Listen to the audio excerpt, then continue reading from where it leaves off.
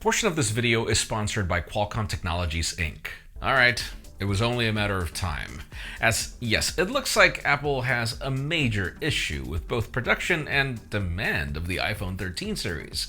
Nothing just launched the new product, sort of, but their bold company changes are also quite interesting. Plus, we have some new leaks that tell us more information on Google's upcoming watch, and they include dates and collaborations. I'm Jaime Rivera, and it's day 3 of Qualcomm Snapdragon Summit, so it's time for a bit more.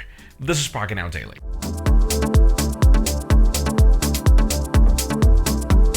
The official news today begin with Qualcomm once again. Yes, we're still in Hawaii as this is the last day of the Snapdragon Tech Summit. So let's go through the hottest things we got this week, starting with gaming. Yesterday we learned about the Snapdragon G3X Gen 1, which is their new platform purposely built around creating a new category of dedicated gaming devices that deliver on gamers' most demanding expectations. And I'm kind of sad that the Razer developer kit we saw won't be available to the public because it's a pretty awesome design that performs great. And then the Snapdragon 8CX Gen 3 is also the first 5nm PC platform that brings extreme performance and some major leaps in power efficiency to PCs. The new Adreno GPU is also offering a 60% upgrade over the previous generation, meaning gaming at up to full HD at 120 frames per second, and all this on a thin and light laptop that lasts 50% longer than the rest of the PCs in the market. Not only that, but it also brings a new Snapdragon X65 5G modem that enables some crazy speeds, plus Qualcomm's secure processing unit, a new ISP, and more. Finally, we also got the new Snapdragon 8 Gen 1, which is much more than just a name change. Qualcomm is focusing on the camera, AI, gaming, and connectivity. The new ISP, for example, promises 4,000 times more data capture thanks to Snapdragon Sight, which enables 4K bokeh video, crazy night mode improvements, and even 8K HDR video capture. And then when it comes to AI, the 7th generation engine provides better face detection, improved natural language processing, and allows for gaming with super resolution. Snapdragon Elite Gaming and the new Adreno GPU offer a 30% boost in graphics, and that's while being 25% more power efficient, by the way. Finally, for connectivity, the Snapdragon X65 modem enables the world's first 10 gigabit 5G modem solution and gives us better Wi-Fi 6E speeds and Snapdragon sound through Bluetooth. And this was just a quick recap of everything we got. Make sure you click the first link in the description to learn more.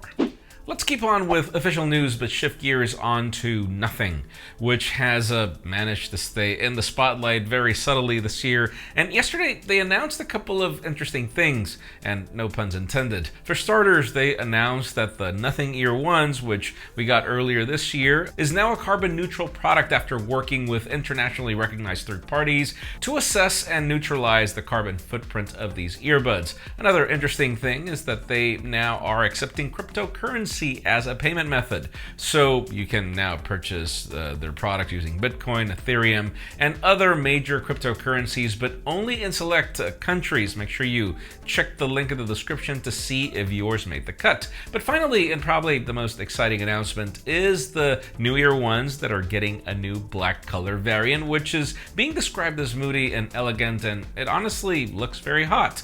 The case also gets a smoky black finish, but while keeping the transparency. Best of all, these are still available at the same $99 price tag as the regular variants, and they'll be available on December 4th. My review unit is already waiting for me when I get back to New York, in case you have any questions. So yeah, a ton of cool little updates from nothing, but when's a new product coming? That's another something. Let's move on to Google, and for the first time in a while, let's talk wearables. It's been a few months since we talked about the Pixel Watch, but it looks like we are finally getting close to it. We have a new report from Business Insider that was also confirmed by The Verge, where this watch is being worked on by Google's Pixel hardware team instead of Fitbit. Apparently, it's not clear if Google will actually be calling it the Pixel Watch yet, but what we can expect is a round watch with no physical bezel while using their proprietary watch bands. This goes along along with some renders we saw from John Prosser a few months ago, where he was also mentioning that its codename is Rohan, and when it comes to sensors, we're reportedly getting a heart rate monitor and essential things like step counting, but we do expect Google to add some features we've seen from Fitbits over the past couple of years. Now, The Verge expects this watch to be a bit more expensive when compared to Fitbits, more aimed to compete directly with the Apple Watch, which means it's going to be priced around $350. It's also going through testing where people that work at Google that aren't necessarily on the direct watch team are rocking it and providing some feedback. If you're wondering when we're getting this, well, spring 2022 is the rumor. We'll see. And finally, for the hottest news today, let's talk about Apple once again and iPhones. And no, these aren't iPhone 14 rumors just yet. It seems the iPhone 13 series continues to make the news, and not for a good reason this time. I'll be linking to a playlist of all the videos we've done on those, but it looks like things aren't going too well for Cupertino this year. We have a new report from Bloomberg that claims that Apple is facing issues with the iPhone 13's production. Keep in mind that they had already cut down their orders from 90 to 80 million units, but they plan to cut them down even more. Apparently, they previously told manufacturers that demand for these phones might rise up again next year, but now they told their partners that this might not actually happen. According to the report, Apple doesn't expect customers to wait the long delivery times they're facing due to the chip shortage, which is finally starting to become a problem for them. And sure, the supply is expected to improve by next year, but the problem is that the situation might stay the same for long enough to the point where Apple won't be able to manufacture as many iPhones as they planned, which would affect their sales. They've actually started showing ads for the holiday season earlier than other years due to the expected surge in demand and the low amount of units they have. Their revenue is also expected to take a hit over the next few quarters. So in today's question, does it affect you? Were you still planning to get an iPhone and now you're getting like crazy wait times? Because in my case, obviously I got them on launch day, but I do know a lot of people that didn't, waiting for deals, and Apple deals for iPhones are never great. So if my advice is, if you're trying to get an iPhone, get it now. But that's just me. Leave us a comment down below. We'd love to know your opinion.